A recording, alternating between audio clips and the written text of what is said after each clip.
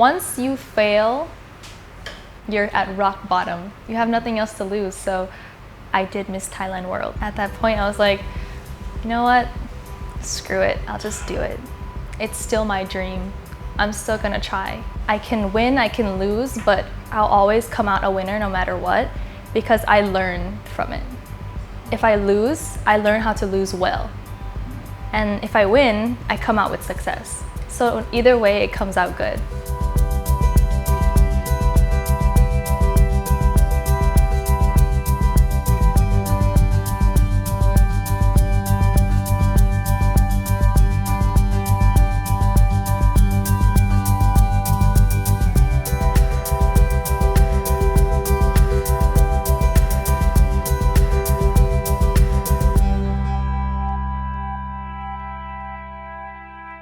And he taught me how to calm down.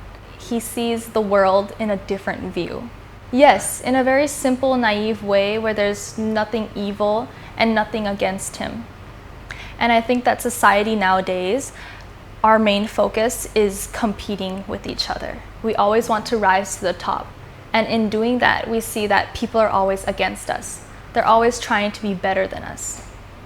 And I think that the reason we need kids like this is because they come into our lives and they say, there's still people who aren't against you. There's people who stand with you. There's people who stand beside you. And I know that Nathan is always beside me. In the competition, giving up on yourself is the absolute worst thing you can do because you don't know your own potential.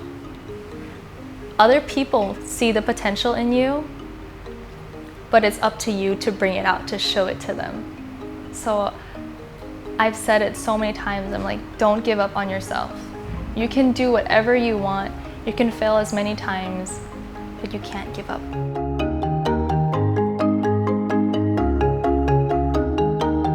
No, I don't think anything should defy a woman. I think that virginity is just a concept that we use to put upon women to keep them in a box, to keep them in order. But once we break that order, it's not that we're trying to be, I'm gonna use a strong word, we're not trying to be sluts, but we're breaking out of a box that people have set for us. We're pushing past boundaries.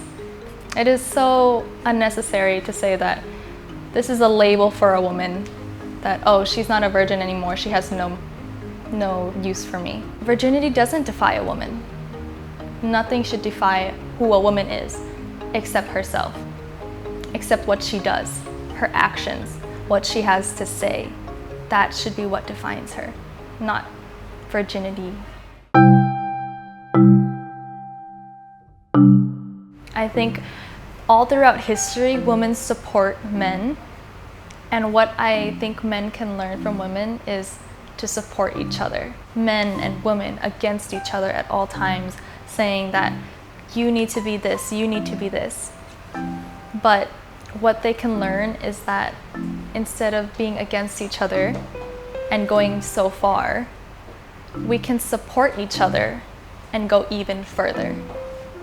Because we're all on the earth, we're all sharing, so why not live together in unity instead of against each other? What I've learned from men is that sometimes you have to speak your mind. What I've learned is that you have to say what you feel and you have to say what you think. And I know that a lot of other women will learn this too, that the more you speak, the more you listen and listen to yourself and say what you want to say, it's gonna empower you more.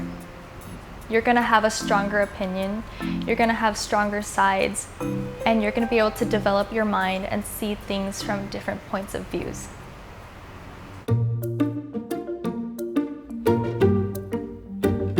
I believe everywhere we should legalize same-sex marriage. Love is love, and nothing should defy what love is. If you feel like you love someone or something, why does there have to be a law against it?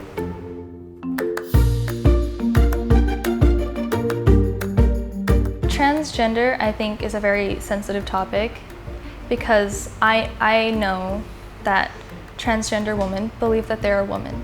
And if they are, and they feel that way, then why do we have to stop them from being on stage with other women? We're celebrating who they are and who they want to be, and we're celebrating their voice and their purpose, not just their outer stereotype or outer look. We're celebrating what's in here and their soul. If they feel they are a woman and they want toประกวด, they want to be in the pageant of Miss Thailand World, I say feel free to do it. It's a step forward for our country. First off, I would say spend more time with little things, and say I would say enjoy your teenage life, because sometimes we go through life so fast in high school. In 4 years, I realized that it went by so fast, and there's so many little things that I missed, like going to dances and like going to ice cream social. It's just the little things that I skipped over. But I want to say take your time, because everyone has their own time clock. We have our own schedule, we have our own plan, and everyone is different. People are at different levels in life, and someone might have already found success and bought a house at 18. But when I was 18, I was still working at a restaurant. So we have a different timeline. I want to say, don't be so hard on yourself, because your time is coming. What I would say about Thai politics is that we need to be more open. I don't want to take sides because I don't have a side, but I say we just need to be more not conservative, not liberal, but I feel like we need to be more open-minded, ready to take in new ideas at all times, because Thailand right now is a developing country. We are not a first world country, we are not a third world country, but we are growing, like the 4.0 project as an example. That is a step forward, and I think that if our politics have more of an open mind, ready to take ideas from other countries or other people, or people who don't even like politics. They have ideas. If we're ready to filter these ideas and turn them into projects, I believe that our society and our politics will be more including, so we can unite.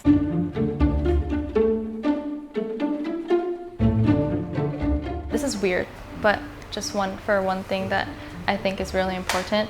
I don't know how to explain it, but like cut housing costs. This is so off topic, but I would cut housing costs for one day, so that, because housing costs is the reason we have homelessness. Okay, this is kind of a reach, but if we cut housing costs, then we're able to get them into a place where they can live. We need places that feel like home, because home is where everything starts. Home is where you learn, home is where you learn your social skills, and you learn family values. And that's something that so many people don't have, is their personal values these days. So I feel like just small things might sound really crazy, and it sounds really small to cut housing costs, but that's something we should do.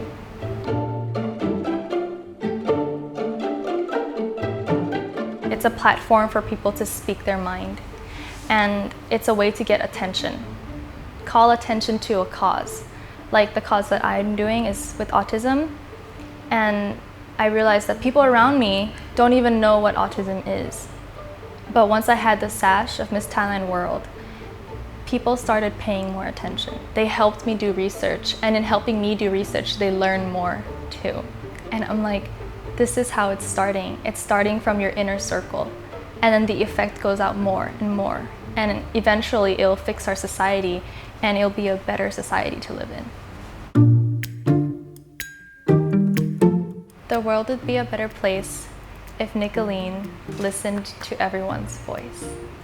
And I use myself and my name in place of everyone else.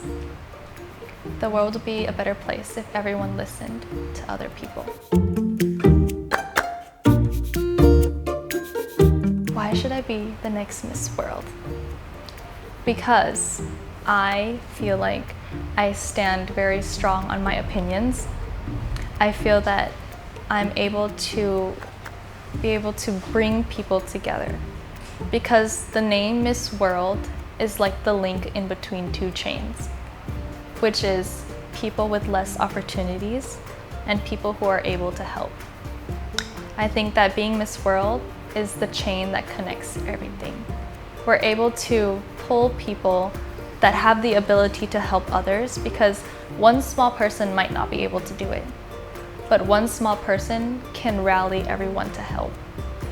And if I was able to rally people to help, foundations, projects, disaster victims, I could be able to use this title as a way to be louder, as a way to speak, as a way to impact lives, because there's a space in between people who have opportunities and people who don't have opportunities.